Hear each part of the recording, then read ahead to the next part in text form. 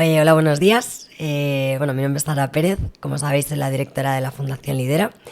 Ya hemos hecho unos cuantos podcasts. Entre todos al final siempre intentamos, ¿no?, llevar temas que sean interesantes, que toquen temas muy de actualidad y que obviamente involucren siempre el tema de la salud emocional.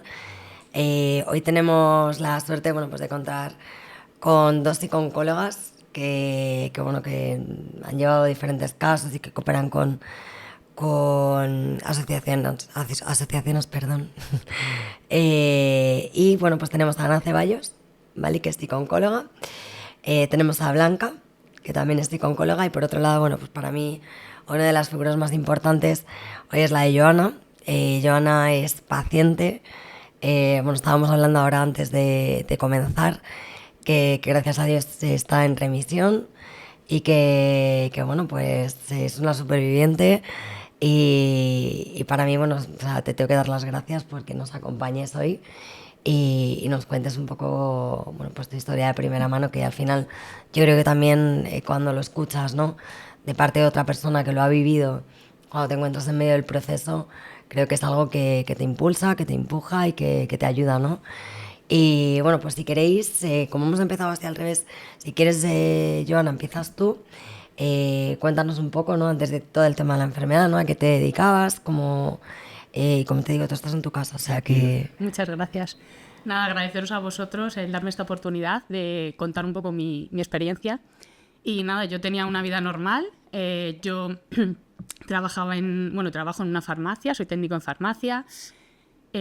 Mi casa, como todo el mundo, con su pareja. Y empecé con dolores en la espalda, empecé con dolores en el cuello. Lo achaqué pues es un poco al estrés, los nervios, pues el día a día. Fui al médico de cabecera. En principio era pues nada, algo muscular. Fui a fisios, a urgencias varias veces, un poco pues por ver qué es lo que pasaba. Me hicieron escáner y nada, no, en teoría era algo muscular. Y nada, ya empecé después de esto, después de varias citas con mi médico de cabecera, empecé con tos. Claro, ya mi médico de cabecera ya se asustó bastante, me preguntó cuánto tiempo llevaba con tos, le dije que mínimo 2 semanas, llevaba entre 2-3 semanas con tos que no cesaba. Y nada, me dijo que tenía que ir a hacerme una placa en ese mismo momento, porque no le gustaba demasiado esa tos tanto tiempo. Y nada, pues fui a urgencias a que me hicieran una placa y ahí se vio que había una masa en el mediastino. Y nada, pues a partir de ahí estuve ingresada y tuvieron que hacerme varias pruebas, tuvieron que hacerme una biopsia. No se sabía muy bien si podía ser un cáncer de pulmón o un linfoma. Después de este proceso, me suben a planta, tienes que esperar en torno entre 7 y 10 días para que te digan exactamente qué es lo que tienes, un diagnóstico. Ese tiempo lo pasas con una incertidumbre tremenda, con unos nervios y... la palabra es miedo, de no saber qué es lo que te espera, qué es lo que hay. Y nada, después de eso ya pues el tratamiento, ya se me diagnostica que tengo un linfoma mediastínico de células grandes B. Y nada, ya un poco empezar el proceso para empezar con la quimioterapia. Bueno, y vosotras, por ejemplo, ahora voy a seguir haciéndote preguntas porque sí que es verdad que, yo creo que además hay a todo el mundo, ¿no? O sea, por ejemplo, en mi equipo todos hemos tenido casos alrededor, ¿no? Y desgraciadamente cada vez son más. Pero muchas veces no lo vemos desde lo que es la parte,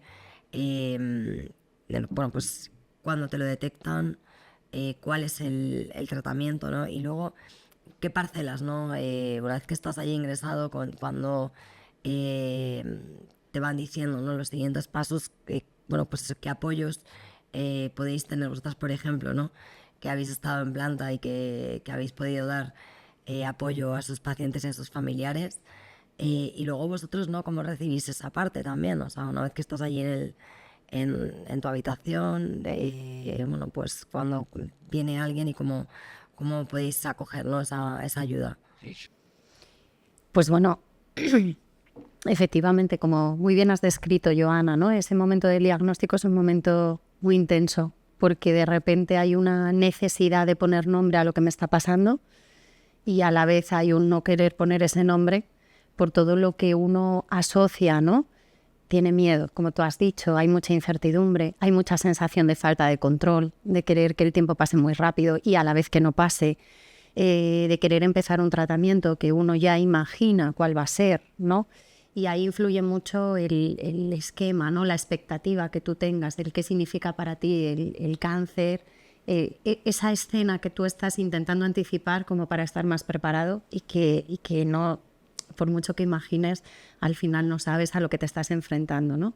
Entonces, para mí es muy importante en ese primer momento el dar voz al paciente, ayudarle a ordenar todas esas ideas, imágenes que pasan a toda velocidad y dar forma, ¿no? a todo eso, porque hay muchas veces que uno desde el miedo también genera un futuro pues muy amenazante y no siempre, afortunadamente, es así. Entonces, el poder aterrizar, el poder concretar en qué punto realmente estamos, qué información tenemos y luego también identificar cuáles son los recursos con los que yo cuento para iniciar este proceso, ¿no? Cómo está, en qué situación me ha pillado esta tormenta.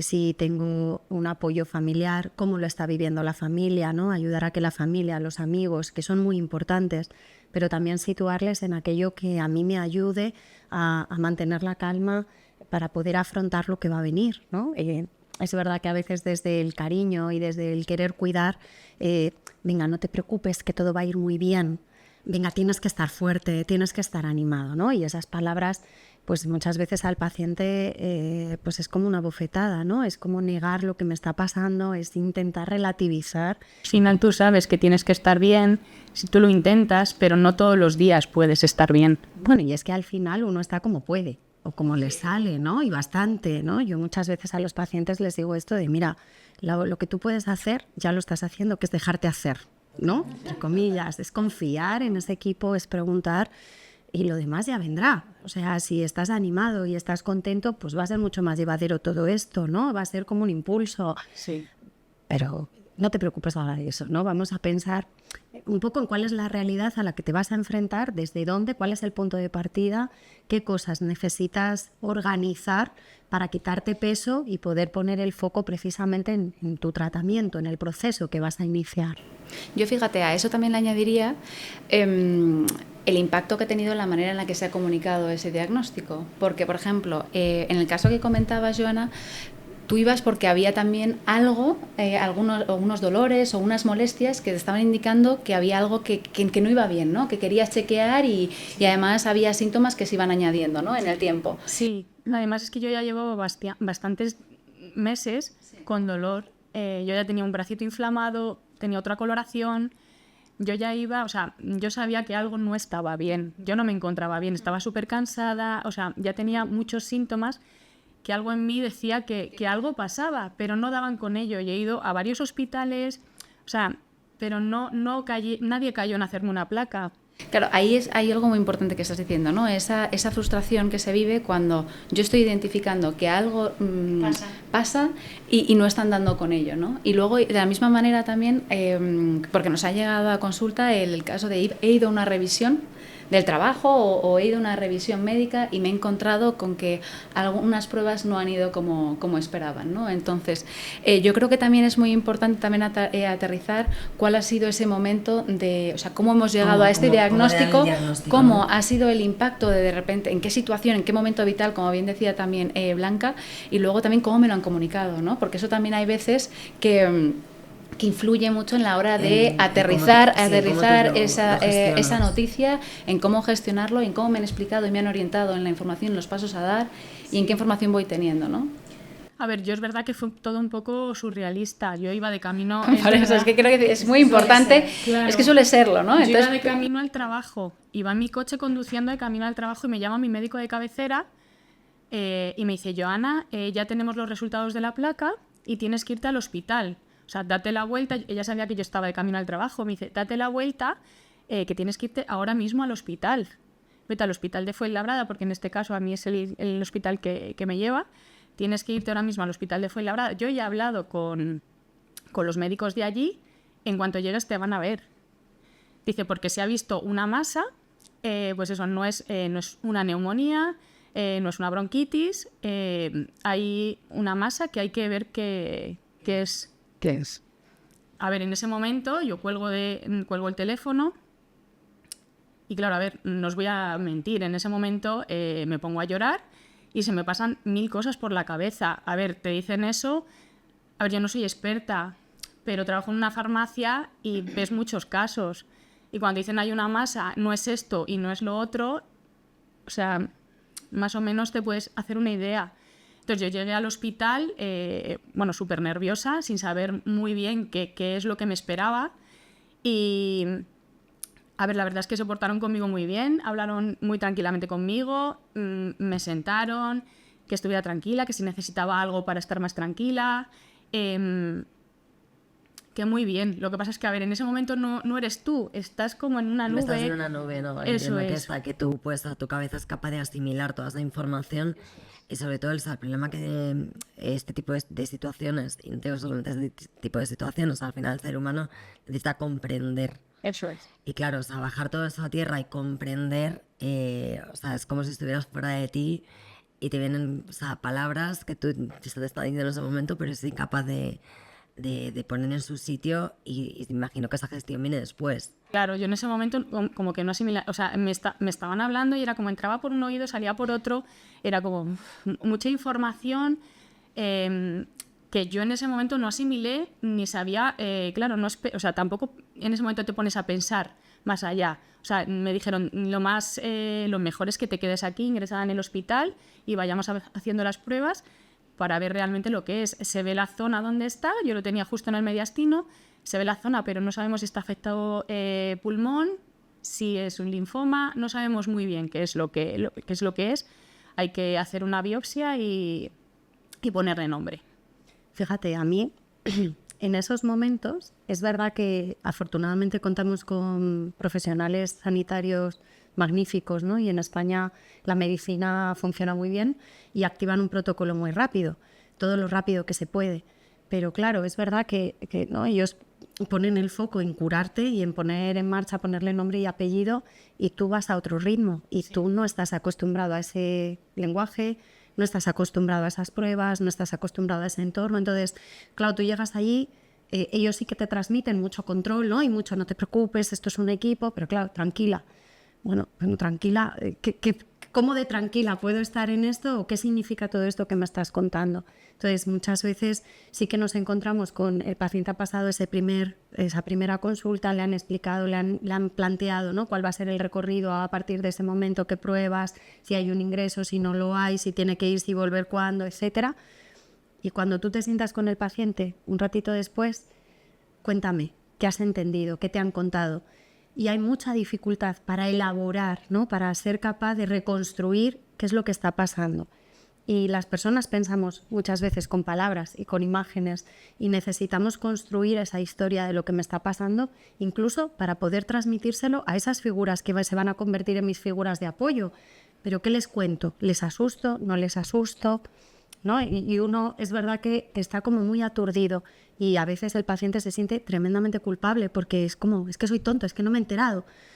Ya, y en base, pues una cosa que decías, que sí que me parece súper importante y que ya que la tenemos aquí nos lo puede contestar, ¿no? Es ¿dónde has detectado tú que has tenido más apoyo y en otras muchas partes que has dicho, mira, aquí me he encontrado más sola o en esta parte no he tenido todos los apoyos que hubiera necesitado?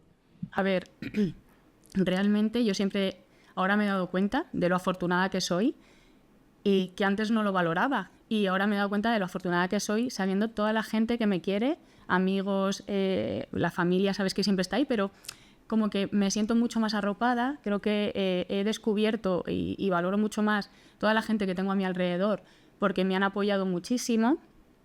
Pero es verdad que en muchos momentos te sientes muy sola. O O sea, he dado con una doctora maravillosa.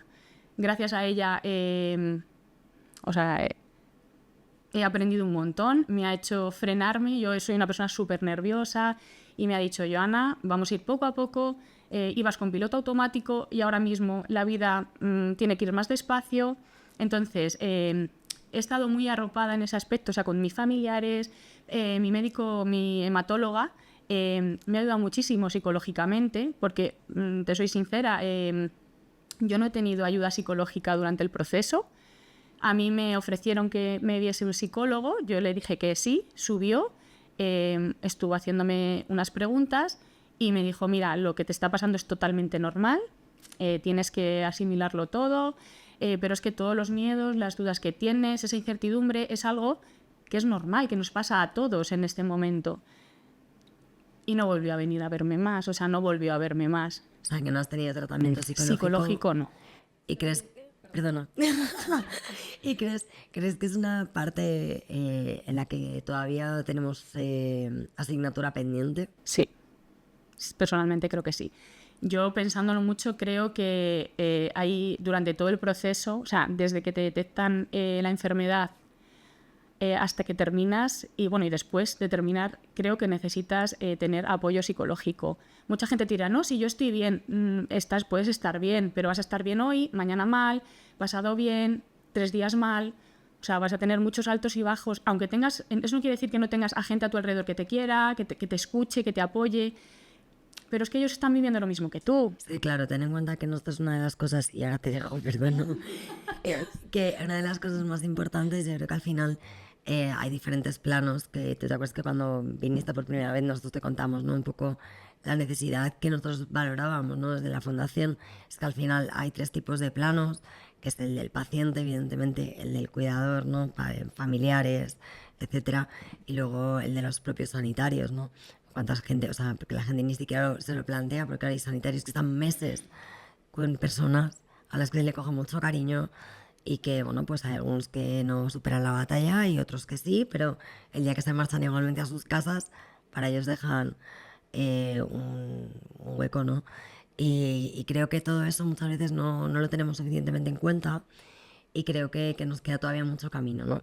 Por recorrer, para mí, en las 3 parcelas.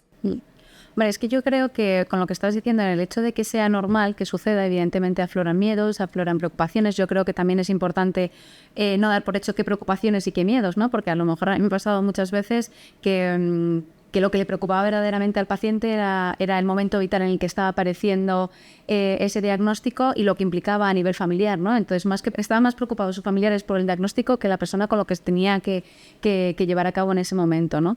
Entonces, yo creo que por mucho que sea normal, no significa que necesitemos la ayuda para aterrizar el cómo, ¿vale? Entonces, esto es normal, pero ¿cómo hago para que cuando aparezca ese miedo pueda gestionar ese miedo, darle un espacio, ver qué me quiere decir ese miedo, entenderlo y ver de qué forma puedo ir adaptando, ya no solamente a nivel emocional, sino también, como decíamos antes, esto no deja de ser un diagnóstico que viene y frena en seco, ¿no? Que es, como te decía muy bien tu doctora, es un freno seco y ahora cómo tenemos que funcionar, ¿no? Hay veces que incluso el propio tratamiento surgen limitaciones, que a lo mejor yo antes andaba tantos kilómetros, pues ahora pues no pasa nada. Vamos a ver que si te aporta tanto, pues oye, ¿qué tipo de actividades podemos seguir haciendo para encontrar ese lugar, para poder sentirnos que más allá de que tengo este diagnóstico, también, oye, puedo seguir pues sintiéndome bien con otras parcelas de mi vida, ¿no?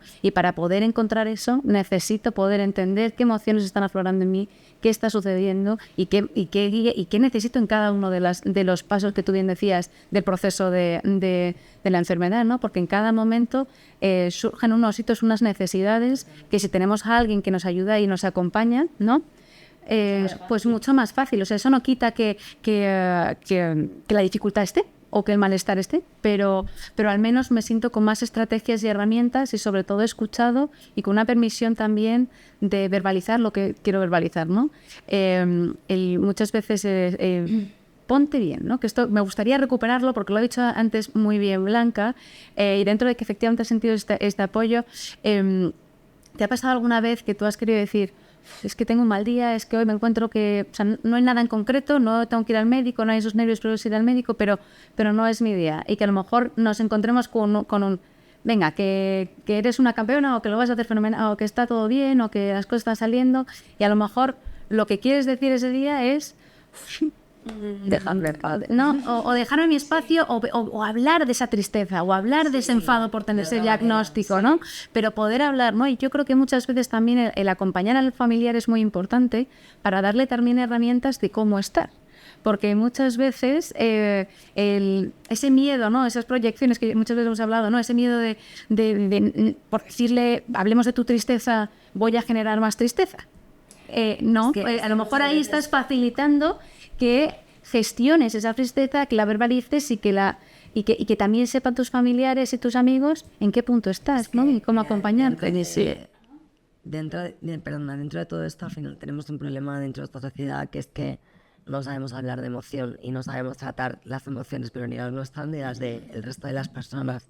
Entonces nos falta mucha herramienta y nos falta mucho conocimiento de cómo podemos tratar situaciones de este tipo.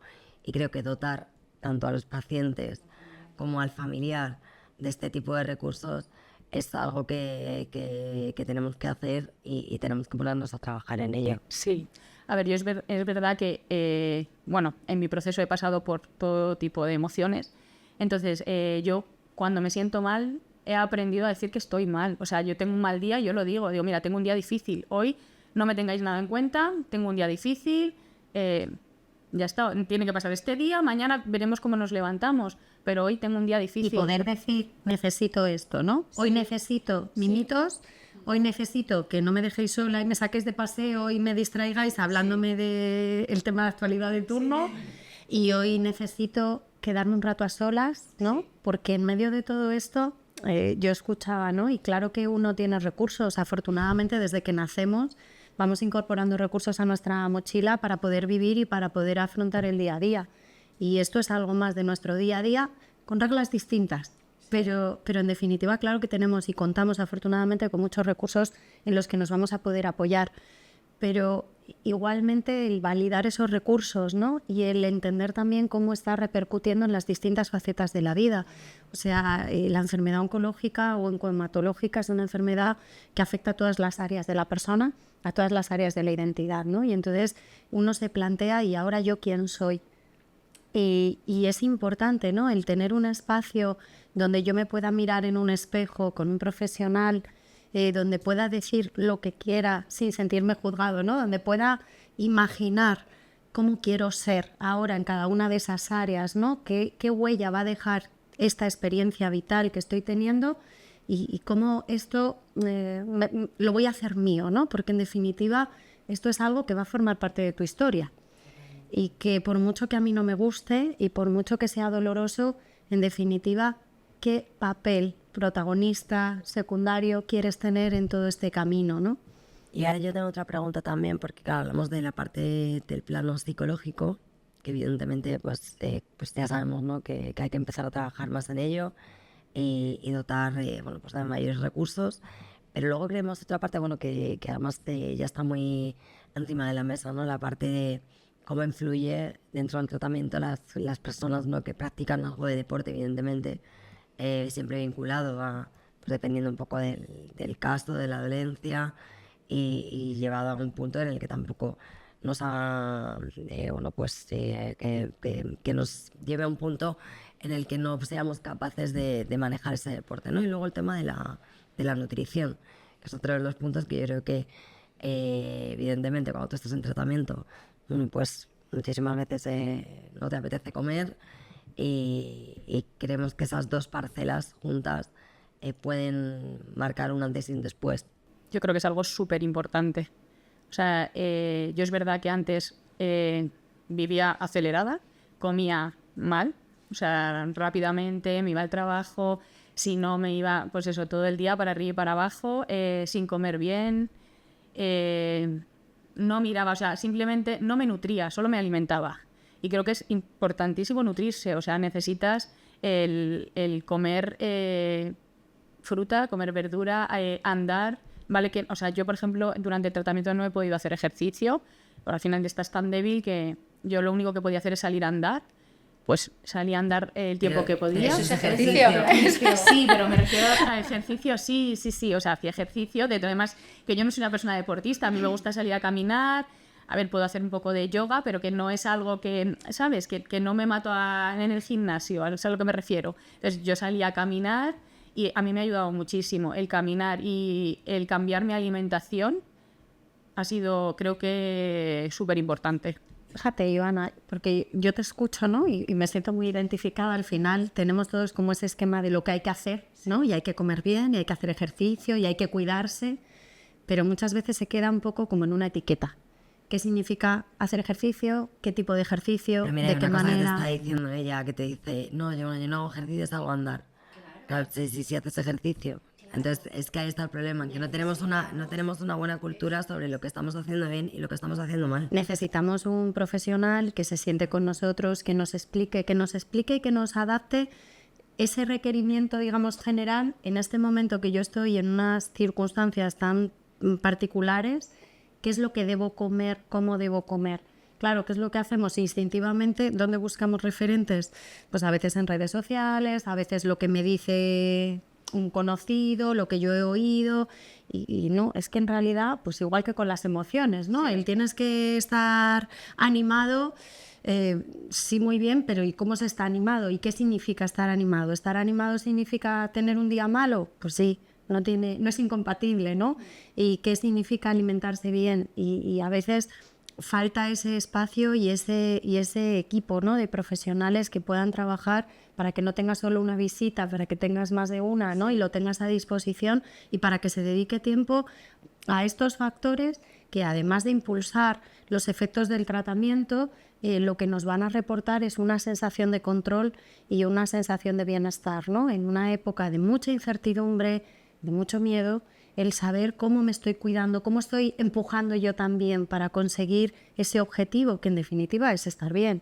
No, sí. Al final me están dando también herramientas para lo que dijimos un poco de esa necesidad de saber, y ahora qué puedo hacer yo también, ¿no? Para esa mejora. O sea, más allá de que yo cuente con todo este equipo, que cuanto más trabajo multidisciplinar mejor, porque hay una sensación de mayor acogida y sensación de que hay un objetivo común y que de repente cada visita médica veas que hay una continuidad y una comunicación entre todos. Eso es maravilloso si se da, ¿no? Pero yo creo que también el que uno pueda sentir, hoy he salido a caminar, o hoy me he sentido o hoy no salí a caminar, no pasa nada, pero he conseguido pues quedar con un amigo y tomarme algo y estar de charleta, ¿no? Y desahogar, ¿no? El sentir que también tú estás haciendo algo para el progreso, también yo creo que hace mucho, pero siempre guiado de lo más específico posible, ¿no? Que yo creo que toda esta parte que decíamos de nutrición, de ejercicio físico, yo creo que a lo mejor lo vemos en las redes o lo vemos en la cultura que hayamos tenido y cómo nos hayan educado, pero también hay una adaptación. El ejemplo que yo ponía, yo antes andaba tanto, ¿no? Pues, o antes hacía tanto deporte, ¿ahora qué voy a hacer? Es que me lo están parando. Bueno, pues que a lo mejor se puede hacer una adaptación para que tú sigas sintiendo esa parte que tanto te llenaba.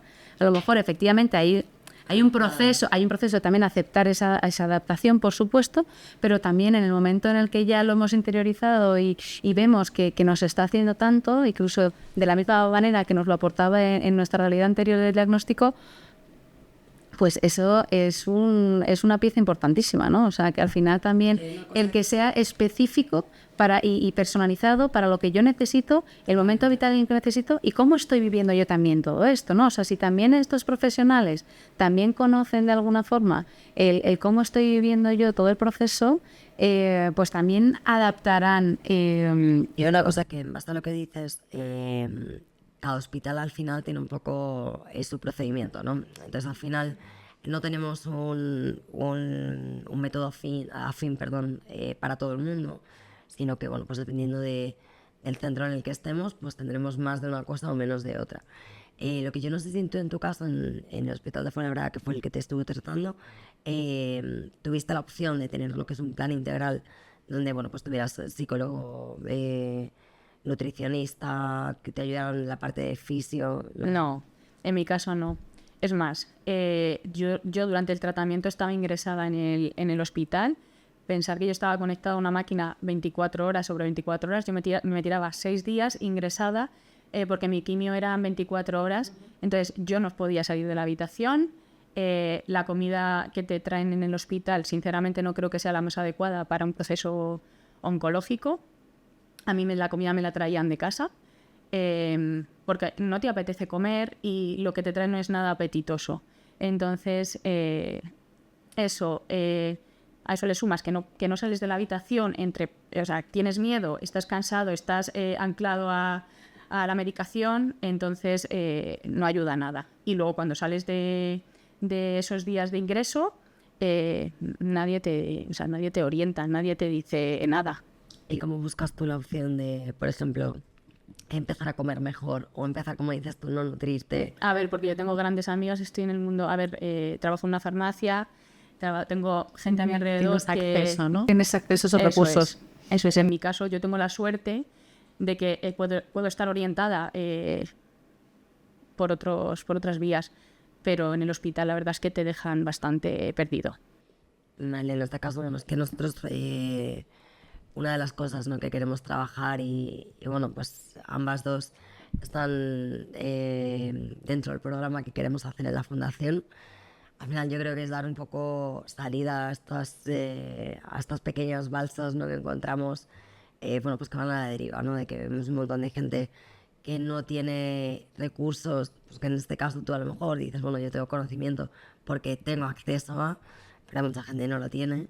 Y entonces muchas veces pierde la batalla por el hecho de decir, o sea, no me he alimentado bien, no he salido a andar cuando debía hacerlo, o simplemente el hecho de poder hablar, ¿no?, y de poder expresar cómo me siento, y no he podido hacerlo. Sobre todo es que, fíjate, Sara, hablábamos al principio de que en ese primer momento del diagnóstico el mundo se te viene encima y necesitas comprender un poco más. Y hay una necesidad del ser humano que es el hacer una atribución causal. Esto me pasa por... y yo, ¿qué puedo hacer, ¿no?, para manejarlo y demás? Entonces, el hecho de sentir que yo no estoy haciendo nada y que esto va a la deriva, ¿no? Fíjate cómo eso va a impactar mucho en las emociones. Entonces, es verdad que son aspectos, como decíamos, que pueden impulsar, ¿no?, que pueden aumentar de alguna manera el efecto que tenga los tratamientos, pueden amortiguar los efectos secundarios de los tratamientos, pero además es que una alimentación adecuada, una pauta de ejercicio adecuada, está demostradísimo, ¿no?, que genera una emocionalidad positiva, o sea, provoca cambios en nuestro cuerpo. Entonces, José, estamos hablando de lo importante que es estar animados, ¿no?, en una cultura como la nuestra, en la que parece que lo negativo, lo desagradable lo escondemos y hay que estar siempre sonriendo y en la foto para la red social.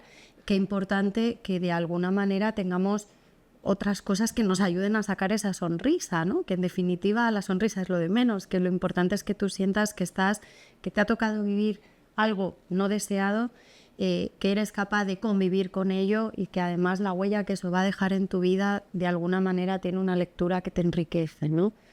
Y aquí cada uno al ritmo que pueda, por lo que decíamos antes, que es que al final cada uno está como puede, y hoy no puedes comer, pues no te tienes que comparar con el de al lado, que es que hace más ejercicio, porque sí que se genera, ¿no?, mucha fabulación, ¿no?, de alguna forma, es como el otro ha hecho y yo no he hecho, a ver si a mí no me va a funcionar, a ver si yo no me voy a curar. O sea, pensad en esta necesidad de hacer atribuciones causales.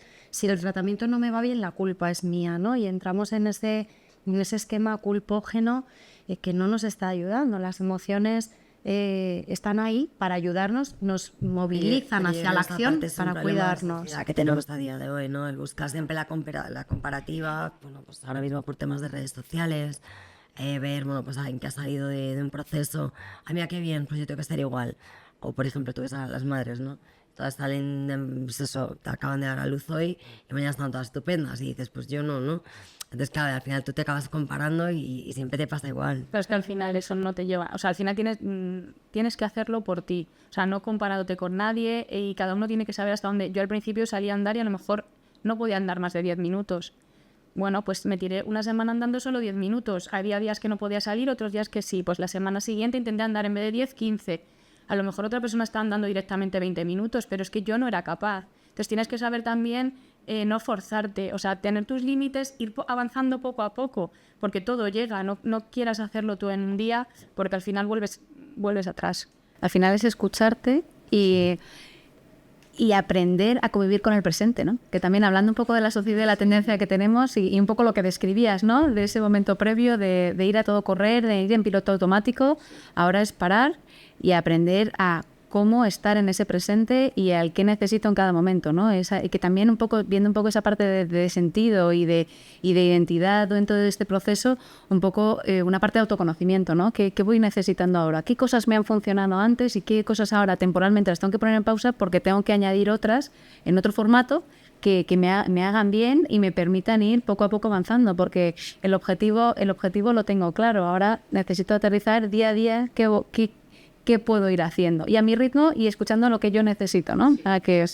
Y escuchar un poco también nuestro cuerpo, ¿no? Que al final ya no solamente a nosotros y la parte emocional, sino también qué nos quiere decir el cuerpo y no forzarlo. Vas viendo que te vas encontrando, no que estés bien, porque no estás bien. Además, a mí, mi hematóloga me lo ha dicho, Joana, que te vayas encontrando mejor no quiere decir que estés bien, o sea, no te fuerces, tienes que escucharte. Porque a mí me ha pasado de que me he forzado, porque claro, tú quieres avanzar, tú quieres volver a la vida que tenías antes y quieres volver ya. Si es hoy, mejor que mañana. Entonces, no te das cuenta que no puede ser así. Que esa vida no va a ser la misma porque inevitablemente tu vida ha cambiado. Volverás a ser una persona activa y volverás a trabajar pero no de la misma manera, o por lo menos así lo creo, que eras antes. O sea, la Joana que estaba antes no va a ser la misma Joana de hoy, de ahora mismo, ni la que será mañana. Entonces tienes que aprender a escucharte y a mí me ha pasado de querer hacerlo todo rápido, entenderme, o sea, correr para recuperarme pronto y luego he estado 3 días que no me podía mover del sofá. O sea que hay que saber escucharse. Y fíjate que introduces ahí el tema de quieres volver a tu vida, ¿no? Sí. Cuanto antes. Y claro, termina el tratamiento, todo el mundo está esperando que tú ya estés feliz porque ya está, ¿no? Claro, y ven físicamente. Y tú no estás ahí. Claro, es que físicamente ¿no? te ven bien. Y dices, joder, ya te veo mucho mejor, ya estás bien.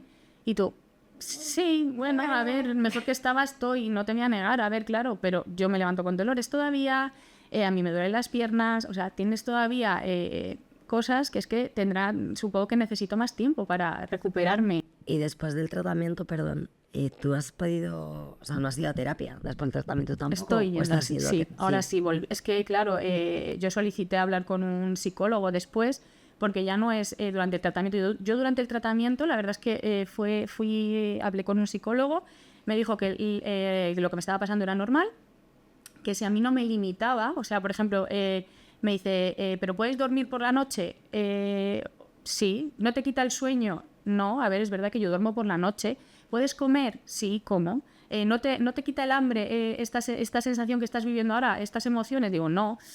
Es que entonces es normal y ya no volvió a verme. Entonces, después de todo esto, yo el proceso lo llevo como puedo. Al final es una lucha que tengo interna. Necesito salir, necesito estar arriba, necesito curarme. Cuando termina todo el proceso, yo hago... Ya, lo que suele pasar. O sea, me da un bajón tremendo de no querer salir de mi casa, pues eso, que te vienes abajo, porque es como que has luchado tanto por estar bien, ves que bueno, que las pruebas están saliendo como tienen que salir, todo va favorablemente, pero tu salud mental, se ve un poco afectada ahora. Es que ahí entran en el juego, pues eso, las expectativas, ¿no? La idea. Yo me he bajado de este tren, ¿no? La vida ha seguido circulando, yo me he quedado en esta estación, me he ido a dar un paseo por esa ciudad en la que me he bajado, ¿no? Y de repente vuelvo a subir al tren, pero es que ese tren no es el mismo. No. Es otro tren, sí. Donde evidentemente hay coherencia y tú sigues siendo el mismo y o sea, hay una coherencia en tu identidad, pero ya hay otros elementos, ¿no? Has tenido una experiencia integral, una experiencia que ha calado, ¿no? Como en todas las capas del individuo y en todo su entorno, y entonces de repente es, bueno, pero ¿y yo ahora? ¿No? ¿Quién soy? ¿Quién quiero ser? ¿Quién esperan los demás que yo sea? ¿No? Ese es otro miedo, sí. O sea, y ahora, y yo voy a ser, y ahora... ¿Volveré a ser la misma persona que antes? Y que te anden preguntando, pero yo te quiero hacer esta pregunta, ¿tú crees que ese proceso, ¿no? Ese bajón que llega después de todo esto, si hubiera habido un acompañamiento desde el momento en el que a ti te lo diagnostican hasta el momento en el que te dicen, venga, te puedes ir a casa porque está en remisión y bueno, pues a la espera de las pruebas, ¿no? ¿Crees que ese proceso hubiera sido algo más llevadero? Yo creo que sí, porque cuando tú tienes un acompañamiento durante todo el tratamiento, creo que te van preparando, ¿no? Creo que hay personas especializadas en esto, como son las psicólogas, que te van preparando para lo que va a venir, ¿no? Yo, mi médico, o sea, mi oncóloga, o sea, mi hematóloga, a mí me ha hecho mucho de psicóloga. Lo que pasa es que la mujer tampoco puede dedicarme todo su tiempo a mí. Pero si hay una persona especializada que te va acompañando durante todo el proceso, cuando llega ese proceso, tú esperas lo que viene. Dices, bueno, pues ahora te voy a tener 2 días a lo mejor un poco más reguleros, pero bueno, no que te viene todo o sea, te viene de golpe y no sabes cómo gestionarlo. O sea, es que no sabes cómo gestionarlo. Y además que había, hablando un poco de las expectativas, hay una expectativa de cuando llegas a ese punto, ya todo va a estar bien, ¿no? O sea, y que ya ahí no va a haber un problema a ningún nivel, sino, pero no deja de ser un proceso, ¿no? O sea, al final es como cuando un deportista se lesiona, ¿no? Hablando antes de deporte, también prepararse, ¿y ahora qué? ¿Y cómo voy a volver? ¿Y qué limitaciones voy a encontrar en un inicio? ¿Y cómo quiero? Y además, también lo que decías, ¿voy a ser la misma? Empiezan ahí también un poco a veces las comparaciones, vuelven otra vez esas comparaciones que a lo mejor había en el momento del diagnóstico de ahora antes podía hacer, ahora no puedo hacer, y ahora vuelven de repente a aparecer cosas que se daban incluso en ese diagnóstico, ¿no? Entonces yo creo que ese acompañamiento tiene que ser en todas las fases. Totalmente. Y acompañar a la familia. A la familia también a entender ese proceso, efectivamente. Porque yo siempre digo, ¿no?, que cuando llega la tormenta, pues uno está de actualidad. Y entonces de repente tienes a mucha gente ahí disponible que te pregunta y te acompaña, ¿no? Si tienes la suerte de tener una buena red de apoyo social, pues eso impulsa mucho y genera mucho bienestar. Pero claro, si ya estás de alta, se da por hecho que ya todo ese mecanismo ya no es necesario y sigue siendo necesario. Entonces aprender también cómo comunicar lo que necesito, cómo estoy, ¿no? No entrar en ese rol o de victimismo que no nos va a ayudar a sentirnos en nuestro lugar, ¿no? Pero a la vez, oye, es que yo todavía estoy en ese proceso de readaptación a una nueva normalidad, ¿no? Sí. Y es que es y eso. luego otra cosa que yo también creo que es súper importante y que ellos también, que desde el punto de vista del paciente, cuando tú ves a tu pareja, a tu madre, a tus hermanos, ¿no? Mal. Y claro, al final un poco el causante no eres tú. Yo creo que eso también es complicado de llevar porque se te juntan las dos cosas, ¿no? Yo no me encuentro bien, pero encima estoy viendo a mi pareja que está fatal. Sí, la verdad es que te sientes... En mi caso yo me sentía culpable, no sé por qué, al final es algo que viene. Que tú no tienes la culpa, te pasa y ya está. Pero el verlos mal y eso que, a ver, por lo menos en mi caso, han intentado delante de mí no estar mal. Lo que pasa es que, a ver, tú los conoces y sabes cómo son, pero sí, lo llevas mal. O sea, además ellos tampoco en ningún momento les han ofrecido ayuda psicológica, que creo que es fundamental, porque es normal, nadie nace sabiendo cómo se trata a una persona que tiene una enfermedad. Igual que... Y que tiene una enfermedad hoy, que ayer no la tenían. Entonces, claro, ese proceso... Y conocer la enfermedad. ¿Qué implicaciones tiene esa enfermedad? O sea, que yo hay muchas veces que la orientación que se da al inicio, tanto al paciente como a la familia, es informar de ese diagnóstico, de qué implica, qué tratamientos, qué opciones de tratamientos hay, cuáles son las fases, cómo suele ser esa nueva realidad de los momentos de ir al médico, qué va a pasar cuando vayas previo al tratamiento o un día previo a resultados, ¿no? Hay distintos momentos que si tú también al familiar se lo explicas, le ayudas a entender en qué contexto se van a introducir, ayuda mucho también. Y no van con el pánico, porque al final a sentirse útiles. A sentirse también útiles en cuál es su visión y su rol en ese momento. A ser capaces de, a través del cuidado, trasladar ese cariño, que en realidad ese amor, ¿no?, que es el que hace que estén igualmente preocupados, sí, ¿no? Y negar esa parte es que sería ridículo, pero dar ese espacio, para que entiendan cómo pueden contribuir, pero además a mí hay un mensaje que me parece clave en todo el proceso oncológico, y es que es verdad que la enfermedad oncológica va a ocupar un espacio importante de todo el entorno familiar, pero que es que Joana sigue siendo Joana. A ratos es la enferma, cuando va al hospital se hace pruebas del tratamiento, cuando está ahí no sé qué, pero es que sigue siendo Joana, ¿no? Entonces el acotar de alguna manera, ¿no?, el espacio que va absorbiendo pues todo lo que requiere ese proceso de adaptación creo que es fundamental porque nos hace sentir bien y nos hace apoyarnos realmente en los valores que tenemos, en los recursos que tenemos, que afortunadamente son muchos más de los que a veces nos parece. Y para vosotras dos, que evidentemente estáis acostumbradas, ¿no?, a tratar con pacientes, y ¿dónde veis el mayor déficit? O sea, cuando se quiere referir, o sea, cuando está en la parte de ingreso, cuando está en la parte de conocer bueno, pues que tiene la enfermedad, o posterior a ello. ¿Qué? Pues es que yo creo que en cada momento, ¿no? Yo creo que el déficit yo lo veo en la continuidad de ese acompañamiento, ¿no? Porque parece que en el diagnóstico hay todo tipo de ayudas. Fíjate, verbalizaba que a planta subió un psicólogo, ¿no? Pero claro, luego ya no.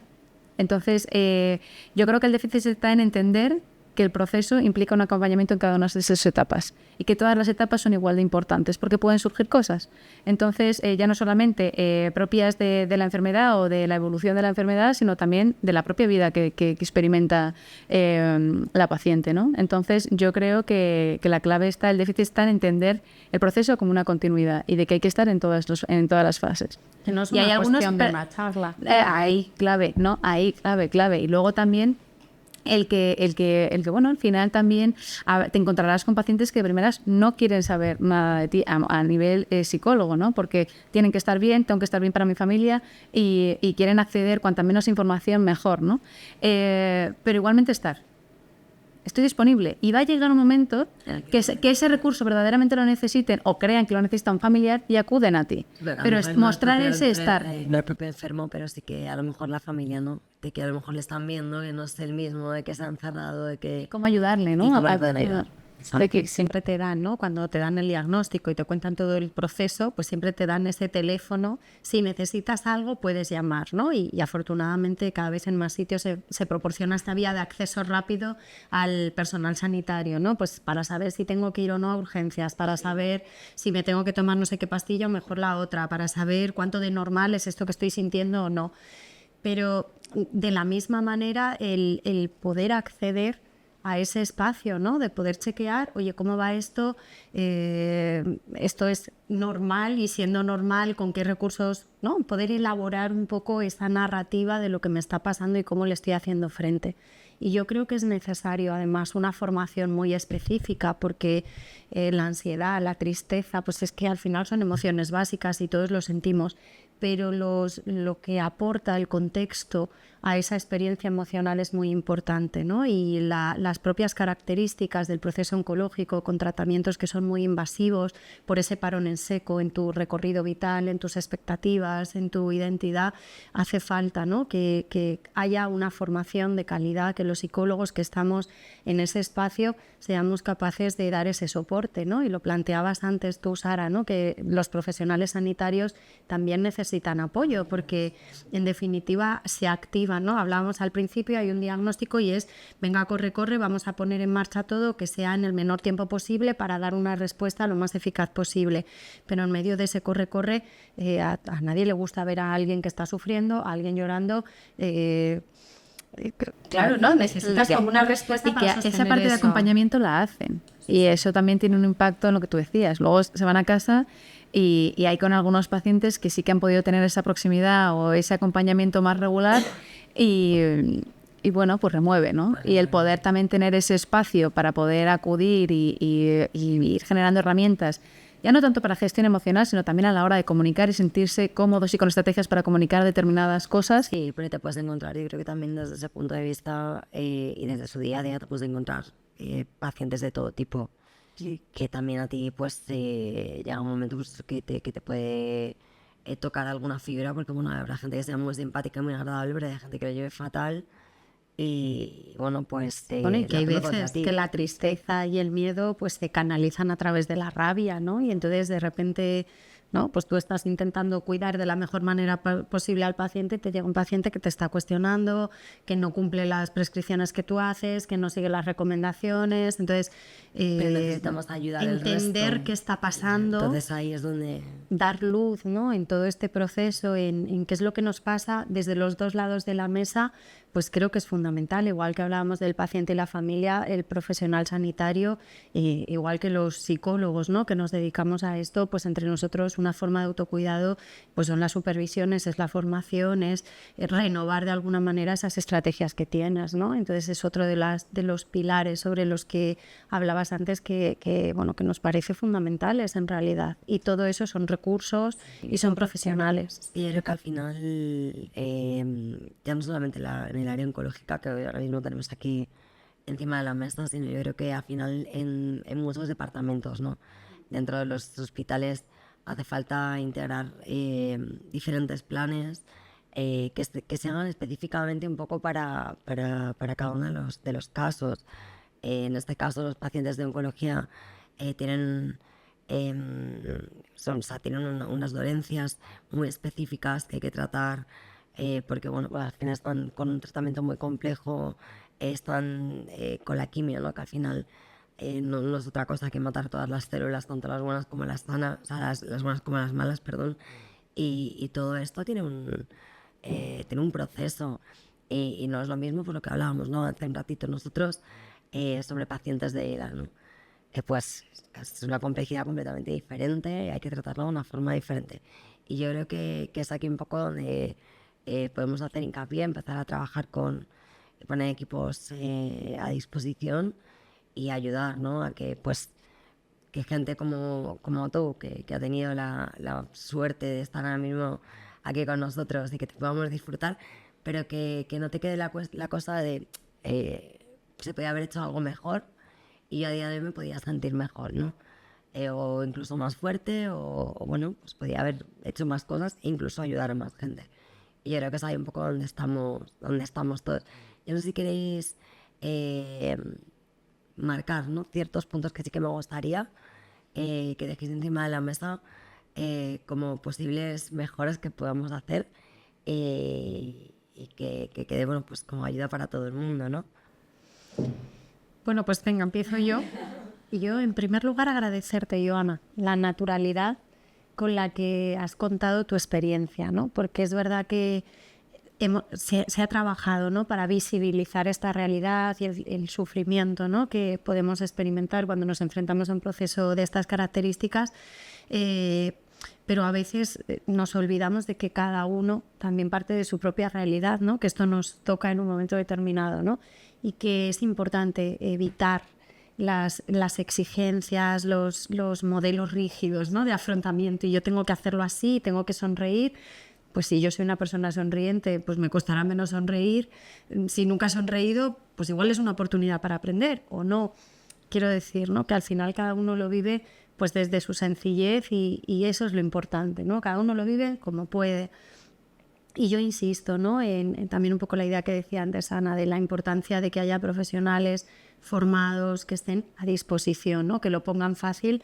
Vivimos en una cultura donde pedir ayuda no es algo muy validado, ¿no? Parece que si pides ayuda es que no sabes, es que no puedes, es como que no estás al nivel. Y todo lo contrario, es que ¿no? Cuando yo pido ayuda me voy a sentir más fuerte, me voy a enriquecer, Para mí es lo más valiente. Eso es. Entonces, creo que es importante el formar parte de ese pool, ¿no? De recursos, estar disponible y poder, bueno, pues acompañar como profesional es una satisfacción, ¿no? Pues también ver a una persona que ha conseguido adaptarse a esta nueva realidad y que sonríe, ¿no? Con esa sonrisa tan bonita. Muchas gracias. Yo estoy en proceso de adaptación todavía, pero bueno, yo simplemente quiero que la gente entienda que es un proceso que es muy difícil para el paciente como para la familia, que en muchos momentos te sientes solo y simplemente hay que estar ahí, o sea, que los familiares, amigos, la medicina esté ahí, o sea, me refiero a los médicos, como bien has dicho. Nosotros tenemos un teléfono donde si un día me levanto y tengo fiebre, puedo llamar y preguntar, oye, mira, tengo fiebre, pues que haya un teléfono igual, que puedas hablar con un psicólogo y le digas, mira, este día no me encuentro bien, y pueda darte unas pautas, pues mira, a lo mejor necesitas salir a caminar o haz, no sé, que te dé unas herramientas para poder seguir. Hablar, sí, simplemente muchas veces poder hablar. Eso es. Muchas veces no cuentas muchas cosas a tu familia pues por no preocupar, porque bastante tienen ya como para calentarles más la cabeza con tus cosas y bastante miedo. Si es que al final tú lo vives, pero ellos pasan el mismo miedo. Entonces, creo que es necesario el tener apoyo psicológico en todo el proceso. Pues yo lo que aterrizo un poco sobre la mesa es el compromiso, ¿no? Con ese proyecto tan bonito de Lidera, ¿no? Que despega y que no están solos. Quiero decir que evidentemente hay un déficit de esa continuidad que decíamos en muchos momentos, pero los recursos los hay y hay un esfuerzo, y verdaderamente creo que hay un esfuerzo en que cada vez sea más especializado. ¿Que hay que hacer deporte? Pues cada vez hay gente preparada para trabajar esa parte deportiva con pacientes oncológicos, que cada vez hay más gente formada y especializada en psicología, pero no solamente psicología en general, sino psicooncólogos, ¿no? Cada vez hay más hospitales que, aparte de tener su psicólogo clínico, tiene un psicooncólogo porque entienden que se necesita esa especialidad y luego también a los familiares, ¿no? Que aunque haya que impulsarlo más o a lo mejor probablemente haya que difundirlo más, que las asistencias y los apoyos que ya existen también cuentan con ellos, ¿no? Entonces que evidentemente como profesionales yo me quedo con el compromiso de trabajar en hacerlo más presente y sobre todo que llegue, ¿no? Y que sea más accesible, pero con la idea de que, oye, que no están solos porque esos recursos cada vez están más instaurados y más accesibles. Las gracias por venir, pero también os tengo que decir que muchas veces en este proceso, ¿no? Desde la fundación, muchas veces la parte burocrática es compleja, más de lo que muchas veces pensamos. Y bueno, pues el hecho de teneros aquí y de verdad de tenerte aquí hoy, bueno, pues te vas de aquí pensando, merece la pena, porque es verdad que es muy necesario todo lo que nosotros planteamos desde el proyecto, que al final es dar apoyo real a gente que lo está pasando muy mal y que todo lo que podamos hacer y que esté en nuestra mano, pues cambiar un poquito, ¿no? el prisma de cómo se ve, ya merece la pena. Entonces, pues nada, gracias a las tres, de verdad. A vosotras. Muchas gracias y ya sabéis que aquí tenéis vuestra casa. Muchas gracias. Muy bien.